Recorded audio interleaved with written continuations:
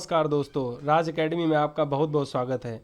आप इस चैनल के माध्यम से उत्तर प्रदेश लेखपाल की होने वाली परीक्षा के गणित के सिलेबस का सांख्यिकी भाग का अध्ययन कर रहे हैं। और सांख्यिकी की ये पहली क्लास है और इसमें आपको जो सांख्यिकी का पूर्ण बेसिक बताने की कोशिश करूँगा और इसके बाद न्यूमेरिकल पोर्शन शुरू करूँगा। तो चलिए क्लास को शुरू करते हैं। जैसा कि आप देख रहे हैं, सांख्यिकी आंकड़ों का वर्गीकरण, जो कि आपके सिलेबस में पहली ये हेडिंग दे रखी है। तो आंकड़े आखिरकार होते क्या हैं? तो किसी भी तरह की सूचना जो भविष्य में किसी घटना के साथ संबंध स्थापित करने या किसी खोज में उपयोगी हो, आंकड़ा कहलाती है। जैसे कि आप बहुत सारा डाटा इकट्ठा कर लेते हैं। आप नॉर्मल तरीके से, जैसे कि सेंसस जो किया जाता है, तो जब स्कूल टीचर सर्वे करने जाते हैं तो वो कितने वोटर हैं इसका सर्वे करते हैं। मगर एनएसएसओ एक डिपार्टमेंट होता है सेंट्रल गवर्नमेंट में, वो बहुत सारा जो सर्वे करता है, तो वो इसी तरह से आंकड़े इकट्ठे करते हैं। तो उसमें क्या होता है कि जैसे कोई एक शेड्यूल होगा, उसमें कम से कम 100 से 150 क्वेश्चन पूछने होंगे, तो वो 150 क्वेश्चनों का एक कलेक्शन हो गया। तो ये क्या हुआ? डाटा हुआ। तो यहाँ पर आंकड़े किस तरह से एकत्रित किए जाते हैं उसके बारे में नेक्स्ट जो हेडिंग है वो है। तो इसमें दो तरह से होता है, एक प्राथमिक और एक द्वितीयक। प्राथमिक में क्या होता है कि व्यक्ति खुद इंडिविजुअल जा करके वहाँ पर डाटा को कलेक्शन करता है, ठीक है, डोर टू डोर जा करके। दूसरा प्रश्नावली स्रोत, इसमें क्या करते हैं, जैसे कि बहुत से लोग एक फॉर्म ले आएंगे, उसमें ऑब्जेक्टिव टाइप होगा कि ए सही है, बी सही है, डी सही है, जैसा कि आजकल एसएससी में एग्ज़ाम कराते हैं या बहुत सारे केंद्र सरकार या स्टेट गवर्नमेंट के ऑनलाइन एग्ज़ाम होते हैं, उसमें इसी तरह से होते हैं। दूसरा होता है कि खाली स्थान दे रखा होगा, फिल इन द ब्लैंक्स, और तीसरा क्वेश्चन दिया होगा, उसका आंसर देने को पेपर में इस तरह से आपको दिया होगा। दूसरा दे रखा है अन्य विधियाँ, जैसे कि बहुत से लोग क्या करते हैं कि किसी पर्टिकुलर क्षेत्र में जाकर वहाँ की मिट्टी का, जल का या अन्य चीज़ों का अध्ययन करते हैं, तो वो भी एक तरह से सर्वे ही होता है। नेक्स्ट देखते हैं, यहाँ द्वितीयक तरह से डाटा दे रखे हैं। द्वितीयक स्रोत क्या होते हैं? तो द्वितीयक स्रोत में आप देखेंगे कि इसमें जो होता है प्रकाशित स्रोत होते हैं और अप्रकाशित स्रोत होते हैं। तो प्रकाशित स्रोत में क्या आता है? तो प्रकाशित स्रोत में वो आता है जैसे गवर्नमेंट के बहुत सारा डाटा है, सरकारी डाटा। तो इसमें क्या होता है, सरकारी रिपोर्ट्स जैसे वार्षिक निकलती हैं, तो यहाँ पर जैसे मैंने दे रखा है सीपीआई, डब्ल्यूपीआई और जीडीपी। तो ये होता है कंज्यूमर प्राइस इंडेक्स, ये होता है होलसेल प्राइस इंडेक्स, और ये होता है ग्रोथ डोमेस्टिक प्रोडक्ट। ये सब केंद्र सरकार के द्वारा ईयरली और ये जैसे मंथली रिपोर्ट्स निकलती हैं, तैयार की जाती हैं, और ये ईयरली होता है। तो इस तरह से जो सरकार की रिपोर्ट्स हैं वो इसमें प्राथमिक स्रोत में आती हैं। अर्ध सरकारी रिपोर्ट, जैसे कि नगर विकास प्राधिकरण जो नगर में होता है, विभिन्न नगर निगम, जिला परिषद, ये लोग जो डाटा इकट्ठित करके जो रिपोर्ट प्रकाशित करते हैं उसके बारे में है। अंतर्राष्ट्रीय में जैसे अंतर्राष्ट्रीय संस्थाएं, यूएन, डब्ल्यूएचओ, डब्ल्यूटीओ, ये लोग जो अपनी रिपोर्ट्स प्रस्तुत करते हैं, वो भी एक तरह से द्वितीयक स्रोत है डाटा का। निजी संस्थान बहुत सारी होती हैं जो डाटा कलेक्ट करती हैं। समाचार पत्र, इसमें जो सूचना दे रखते हैं, उस सब सूचना का कलेक्शन भी एक तरह से डाटा हो जाता है। इलेक्ट्रॉनिक्स माध्यम जो इस समय है, वो द्वितीयक आंकड़ों का एक बड़ा माध्यम उभर कर आया है इस समय। जैसे कि इंटरनेट पे आपको हर तरह की जानकारी प्राप्त होगी। आप 10 साल पहले की और 10 साल बाद तक का डाटा आप अभी, जैसे कि वर्तमान से 10 साल पिछला डाटा ले सकते हैं, कंपेयर कर सकते हैं, भविष्य में क्या हो सकता है इसका एनालिसिस कर सकते हैं। तो इस तरह की रिसर्च के लिए इस समय जो इलेक्ट्रॉनिक्स माध्यम से जो डाटा है, बहुत ही अधिक और काफ़ी हद तक ऑथेंटिक डाटा मिल जाता है।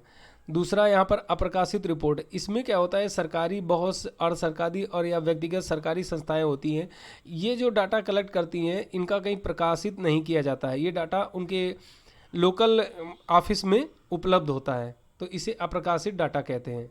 नेक्स्ट देखते हैं, इसमें आंकड़ों का सारणीयन या वर्गीकरण। तो अभी आपने देखा कि डाटा दो तरह का होता है, एक प्राथमिक, एक द्वितीयक। तो इस तरह के जो डाटा होते हैं एक उलझी हुई सूचना मात्र प्रतीत होते हैं, बट इन्हें कच्चा आंकड़ा भी कहते हैं। किंतु अगर इन्हीं आंकड़ों का वर्गीकरण कर दिया जाए, एक क्रमबद्ध सारणी में रख दिया जाए, तो एक अर्थपूर्ण सूचना बहुत ही कम समय में प्राप्त की जा सकती है।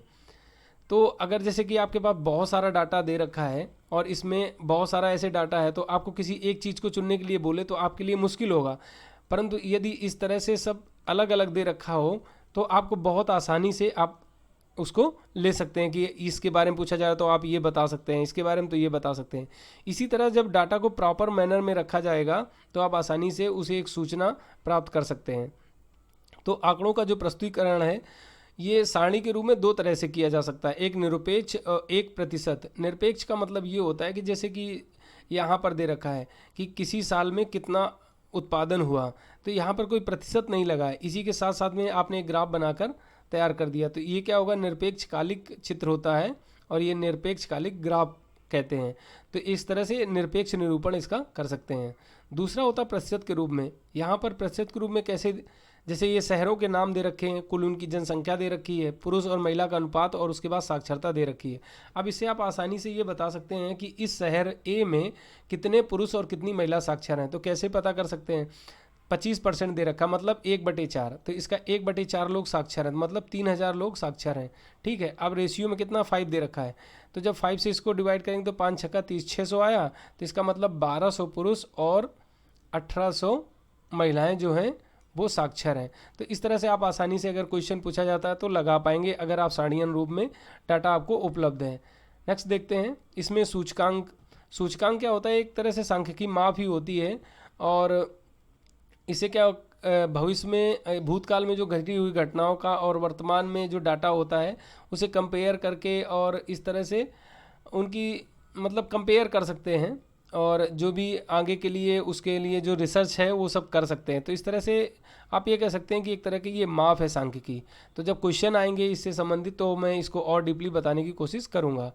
नेक्स्ट देखते हैं, इसमें आंकड़ों का वर्गीकरण इस तरह से भी करते हैं, जैसे कि जब एक बार वर्गों की संख्या का वर्ग अंतराल निर्धारित कर लिया जाता है, जैसे कि बहुत सारा डाटा आपको दे रखा होगा, कम से कम 100 से 150 तक नंबर ऐसे दे रखे होंगे, मान लो 15 है, 18 है और 20 है, इस तरह से बहुत सारा डाटा दे रखा होगा। फिर आपको जैसे ये बोल देगा कि 10 से लेकर के 15 और 15 से लेकर के 25, इस तरह से जो आए उसके बीच में जो जो डाटा है उसको बनाइए, सारणीय तरीके से बनाइए। तो इस तरह से आप आंकड़ों का जब वर्गीकरण करेंगे तो ऐसे लिखेंगे। तो ये जो वर्ग अंतराल आपको बताएगा वो आप यहाँ रखेंगे।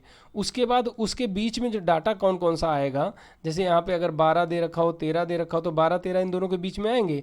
तो जितने नंबर जैसे इन दोनों के बीच में आएंगे उतने यहाँ पर क्या होता है, स्टैंडिंग लाइन हम खींच लेते हैं।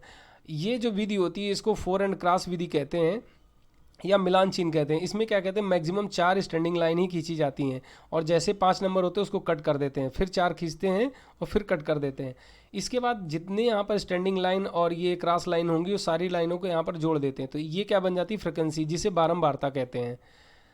नेक्स्ट देखते हैं, इसमें कह रहा है फ्रिक्वेंसी वितरण, आवृत्ति वितरण, जिसको बारंबारता भी कहते हैं। ठीक है, तो इसमें कह रहा है 2 तरह के डाटा को दर्शाया जाता है, एक साधारण बारंबारता होती है और एक संचयी बारंबारता होती है।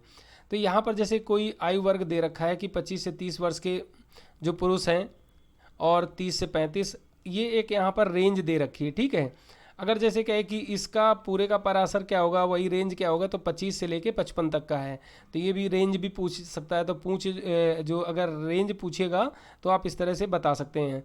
तो यहाँ पर दे रखा है कि 25 से 30 के बीच में कितने व्यक्ति हैं, तो 25 से 30 के व्यक्ति में जो कितने व्यक्ति हैं, 12 व्यक्ति हैं, तो इसकी फ्रिक्वेंसी कितनी, 12 हो गई। तो फ्रिक्वेंसी जो होती है पहले वर्ग अंतराल के लिए जो फ्रिक्वेंसी होती है और संचयी बारंबारता होती है, ये दोनों सेम होती हैं, क्योंकि संचयी बारंबारता का मतलब क्या होता है कि इनका एडिशन करते चले जाते हैं। ठीक है, बस यही अंतर होता है इसमें। अब नेक्स्ट के लिए तो इसका 8 ही होगा, मगर इसमें क्या है, दोनों का जुड़ कर ये 20 हो जाएगा। फिर क्या होगा, अब 20 में 13 जुड़ जाएगा ये, तो ये 33 हो जाएगा। फिर इसमें 11 जुड़ा तो 44 हो गया, फिर 9 जुड़ा तो यहाँ 53 हो गया, फिर 4 जुड़ा तो ये 57 हो गया। तो इस तरह से आप संचयी बारंबारता, अगर आपको बारंबारता दे रखी है तो संचयी बारंबारता आप आराम से निकाल सकते हैं। सवाल में जैसे पूछ सकता है कि इसकी संचयी बारंबारता निकालिए, यदि बारंबारता दे रखी तो आप क्या करेंगे, 1 बाई 1 ऐड करते चले जाएंगे और इस तरह से आप संचयी बारंबारता उसकी निकाल लेंगे। अगला देखते हैं, इसमें दे रखा है अपवर्जी विधि और समावेशी विधि।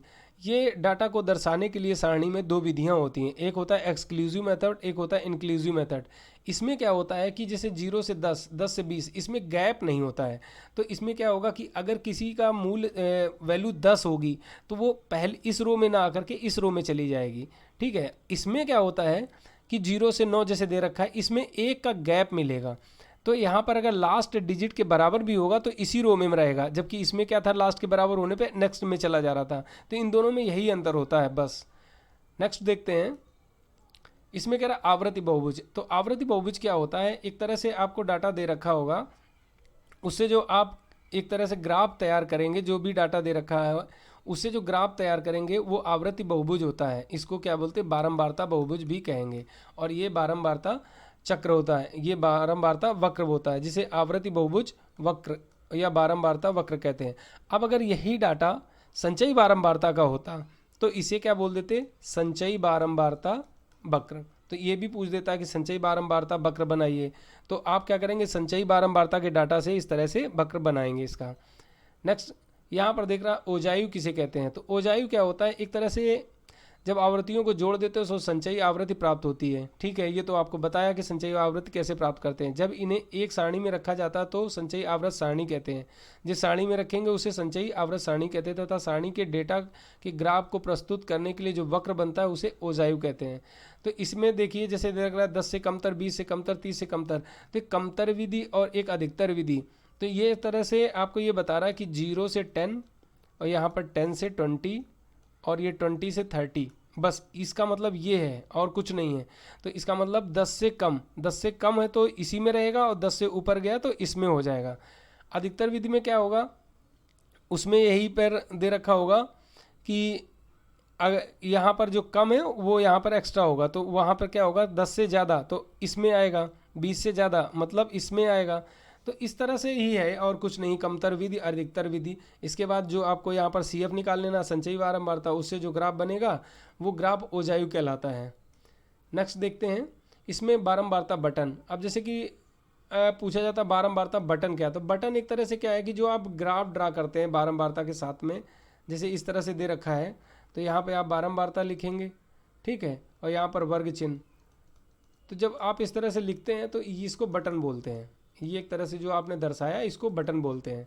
यहाँ पर जैसे कि दे रखा है संचयी बारंबारता बटन का आलेखी निरूपण दे रखा है। तो इसमें क्या है, खेल से प्राप्त अंक, यहाँ पर क्या है कि स्कोर दे रखा है, 0 से 10 वाले कितने खिलाड़ी हैं, 10 से 20 वाले कितने खिलाड़ी हैं। तो देखो इसमें वही चीज़ 10 आएगी, 10 से कम मतलब 10 से कम है तो इसी में रहेगा, 10 से ऊपर होगा तो इसमें चला जाएगा। तो इस तरह से आपको यहाँ पर ये क्या दे रखी, फ्रिक्वेंसी, और यहाँ पर क्या निकाल लिया है आपने, FC। ये क्या है, संचयी बारंबारता निकाली। तो पहले के लिए तो पहला सेम होता है, दूसरे के लिए ऐड करते चला गया, और इस तरह से इसने संचयी बारंबारता यहाँ पर निकाल के दिखाई है। नेक्स्ट देखते हैं, यहाँ पर आपको आंकड़ों का निरूपण। आंकड़ों का निरूपण मैंने बताया था 3 तरीके से होता है, पाई चार्ट, और उसके बाद दंड आरेख, और एक होता है आयत चित्र। तो पाई चार्ट में आपको इस तरह से डाटा को दर्शाना होता है। इसका सवाल मैं अभी आगे लगा करके दिखाऊंगा कैसे आपको पाई चार्ट बनाना रहेगा। नेक्स्ट देखते हैं, यहाँ पर दंड आरेख दे रखा है। दंड आरेख में क्या होता है कि इनमें गैप होता है बीच में, जैसे कि पर्टिकुलर टाइम का एक डाटा दिया होगा, यहाँ पर पर्टिकुलर एक टाइम का डाटा दे रखा होता है, इसलिए इस तरह से सिंगल सिंगल आपको दंड बनते हैं, इसलिए इसको दंड आरेख बोलते हैं। इसका भी सवाल आगे मैं इसी क्लास में बताने की कोशिश करूँगा। नेक्स्ट यहाँ पर दे रखा है सांख्यिकी में आयत चित्र। अब 3 तरीके से आपको दर्शाने के लिए बताया था, तो तीसरा ये है आयत चित्र। आयत चित्र में क्या होता है कि इनके बीच में गैप नहीं होता, और यहाँ पर हमें एक रेंज दे रखी होती है जो कि ब्रेक नहीं होता, उसमें आपस में कोई ब्रेक नहीं होता है, इसमें अपवर्जी विधि का डाटा दिया होता है, ठीक है। तो इसलिए इसमें यहाँ गैप नहीं होता, और इस तरह से ये एक आयत चित्र बनता है। नेक्स्ट देखते हैं, यहाँ पर लिखा बारंबारता बहुभुज। बारंबारता बहुभुज क्या होता है, एक तरह से जो डाटा दे रखा होगा, ठीक है, उसमें क्या दे रखा, कमतर विधि, अधिकतर विधि का जो डाटा दे रखा होगा उससे आपको एक ग्राफ ड्रा करना है। तो जिस तरह से ये ग्राफ ड्रा होगा इसे बारंबारता बहुभुज कहते हैं, क्योंकि इसमें बहुत सारी भुजाएं बनती चली जाती हैं, ठीक है। नेक्स्ट अगला, अब इसमें आपको क्वेश्चन सॉल्व करके दिखाते हैं, तो चलते हैं पहले क्वेश्चन को देखते हैं। अगला देखते हैं, अब यहाँ पर जो मेन टॉपिक है जिससे सवाल आते हैं, कभी भी ज़्यादातर आप देखेंगे तो जो सवाल आएंगे वो इसी से आते हैं, माध्य, माध्यिका और बहुलक। माध्य, माध्यिका, बहुलक बहुत ही आसान है समझना। इसमें क्या होता है, जैसे कि आपको कोई सारणी, कोई डाटा दे रखा होगा बहुत सारा, तो जैसे कि सीरीज़ दे रखी है कोई, और वो उसका जो डाटा है कहीं 5 है कहीं 4 है, वो प्रॉपर मैनर में नहीं दे रखा है, ठीक है। तो अगर माध्य पूछता है तो हमें उसे प्रॉपर मैनर में अरेंजमेंट करने की कोई ज़रूरत नहीं है। सारे डाटा का योग निकालेंगे और कितना नंबर है उसका टोटल उनका काउंट कर लेंगे, उससे उसको डिवाइड कर देते हैं तो आसानी से माध्य निकल आता है। मगर यही बात अगर माध्यिका के लिए आती है तो माध्यिका में हमें क्या करना होता है, उनको सबको काउंट करना होता है और प्रॉपर मैनर में उन्हें आरोही क्रम में या अवरोही क्रम में रखना पड़ता है। इसके बाद देखते हैं अगर वो विषम है तो n+1/2वां पद उसका जो माध्यिका होगा, जहाँ n क्या होगी, उनके नंबर आप संख्या की एक सीरीज में कितने नंबर दे रखे हैं। अगर यही संख्या सम है, जो सीरीज दे रखी है उसके नंबरों की संख्या सम है, तब माध्यिका n/2 प्लस n+1/2वां पद और उनके योग बटे 2 होता है। तो इस तरह जब सवाल आएंगे तो इसको मैं क्लियर और बताने की कोशिश करूँगा। यहाँ पर कुछ मैंने टेबुलर फॉर्म में, जैसे कि ये भी करने के लिए सवाल आ सकता है, तो मैंने यहीं से शुरुआत की है जो बेसिक है इसका, कि आपको चार्ट पूछे जाएंगे, पाई चार्ट, दंड चार्ट, आया चार्ट क्या होता है। तो आया चार्ट अभी आगे क्वेश्चन में आया था जो कि मैंने बताया था। पाई चार्ट कैसे निकालते हैं वो यहाँ पर एक सवाल जैसे दे रखा है, इसके माध्यम से हम आपको समझाने की कोशिश करते हैं। यहाँ पर दे रखा है कि सरकार द्वारा विभिन्न मदों में खर्च का पाई चार्ट तैयार करिए। यहाँ पे आपको डाटा दे रखा होगा, कहेगा पाई चार्ट आप बनाकर दिखाइए। तो पाई चार्ट के लिए जो केंद्रीय कोण निकालने का जो फार्मूला होता है, आंकड़े बटे आंकड़ों का कुल योग। यहाँ जिस आंकड़े का आप कोण निकाल रहे हैं उस आंकड़े की वैल्यू बटे कुल योग होता है, इंटू 360 डिग्री होता है, क्योंकि जो पाई चार्ट होता है वो पूरा 360 डिग्री के लिए बनता है, ठीक है। तो अब यहाँ पर हमें क्या करना है, इनको काउंट करना है। तो ये कितना 300, 500, 400, 200 और 600, तो ये कितना होगा 6, 2, 8, 4, 12, 5, 17, 3, 20, मतलब 2000 है। कितना है, 2000 है।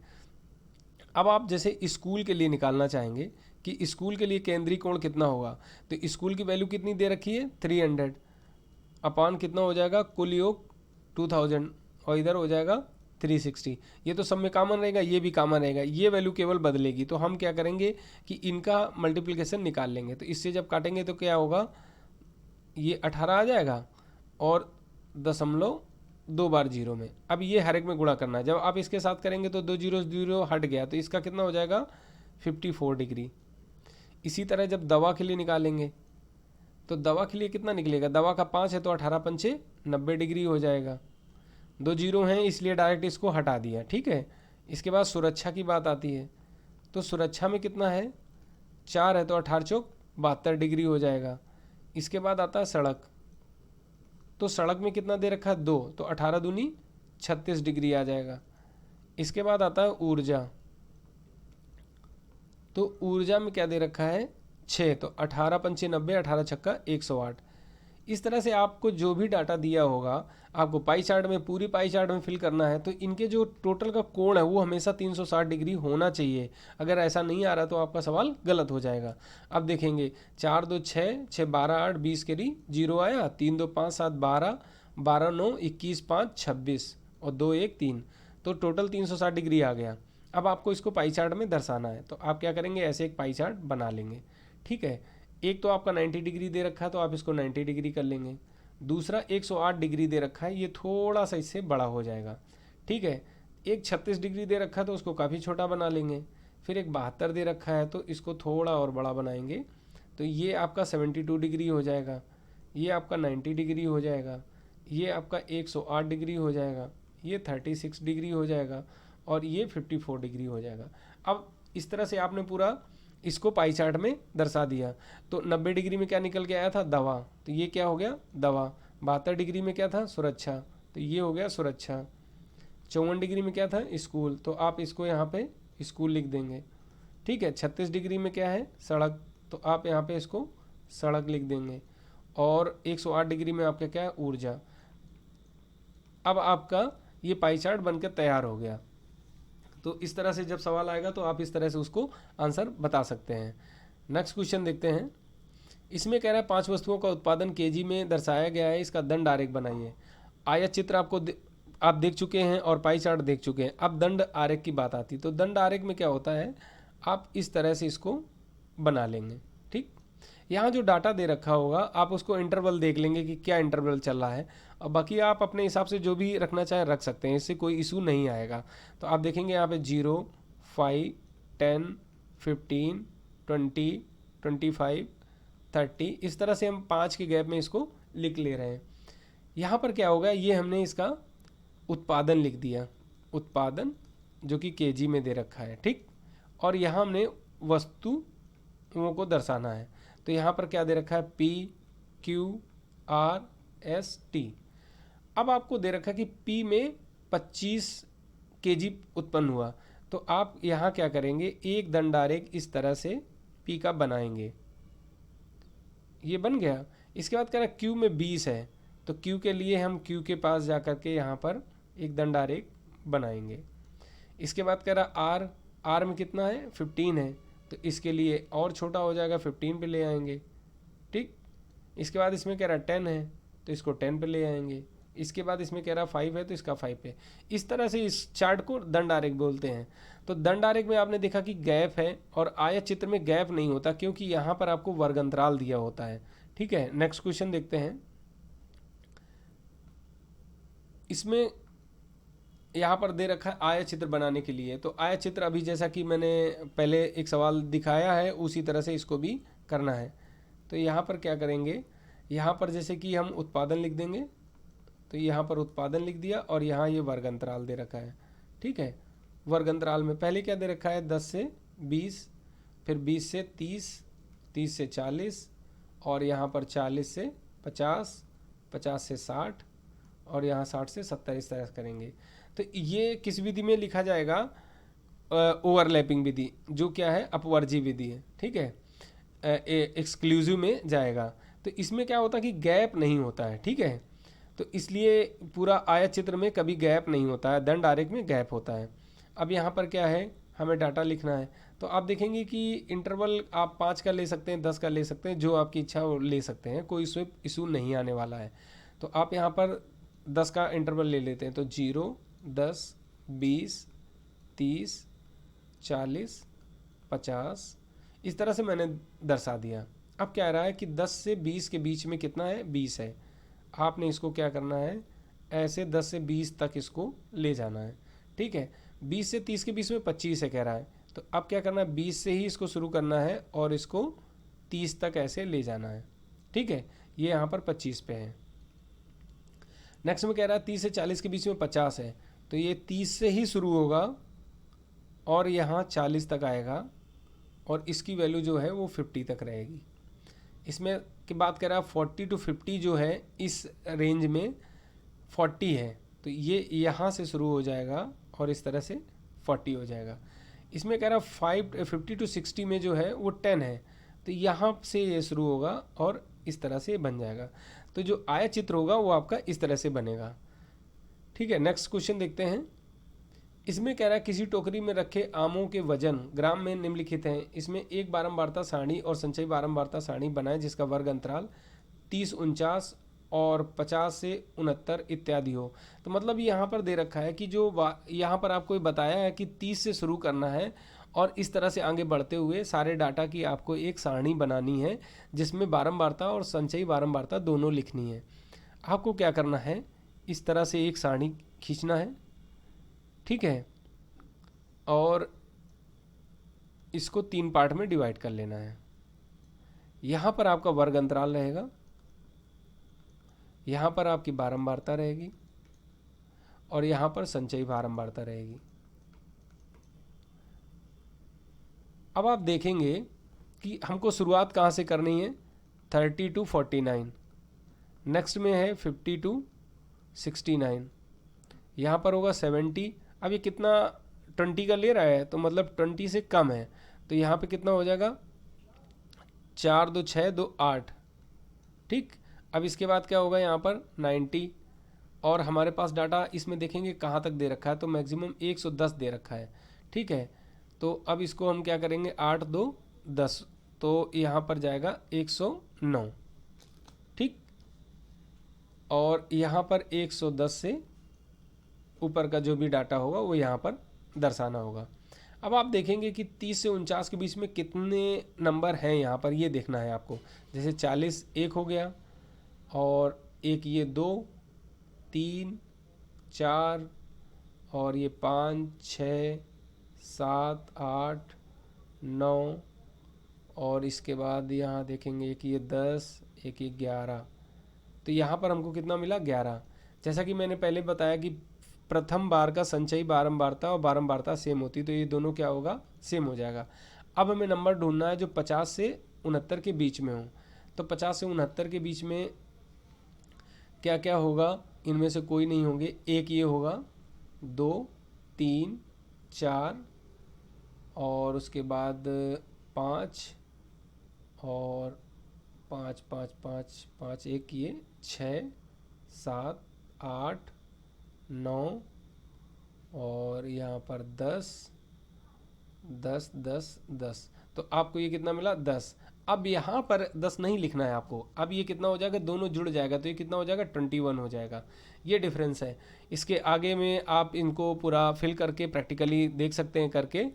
तो इस तरह से इस क्लास में मैंने आपको संचयी बारंबारता, बारंबारता क्या होती है, माध्यिका, माध्य क्या होता है, बहुलक क्या होता है, और इस तरह से वर्ग अंतराल किस तरह से निकालते हैं, और ओवरलैपिंग और नॉन ओवरलैपिंग जिसे अपवर्जी और उसमें एक्सक्लूसिव और नॉन एक्सक्लूसिव जो मेथड दे रखे थे वो बताया कि किस तरह की श्रेणी मतलब उसमें वर्ग अंतराल दिए होंगे। तो अब इसके बाद इसका जो थ्योरी पार्ट है वो ज़्यादातर मैंने पूरा कंप्लीट कर दिया है। वीडियो को 1-2 बार देखेंगे तो आप खुद ही समझ जाएंगे। तो अगली क्लास में मैं इसके अच्छे सारे क्वेश्चन जो जितने भी तरीके से पूछे जाते हैं वो सारे क्वेश्चन कराने की कोशिश करूँगा, जिससे कि आपको एग्ज़ाम में कोई भी अगर इस सिलेबस से क्वेश्चन आएगा अगर सांख्यिकी से, तो छूटना नहीं चाहिए और बहुत ही आसानी से कम समय में आप लगा सकें। तो इसी के साथ इस क्लास को समाप्त करते हैं, मिलते हैं नेक्स्ट क्लास में। Thank you.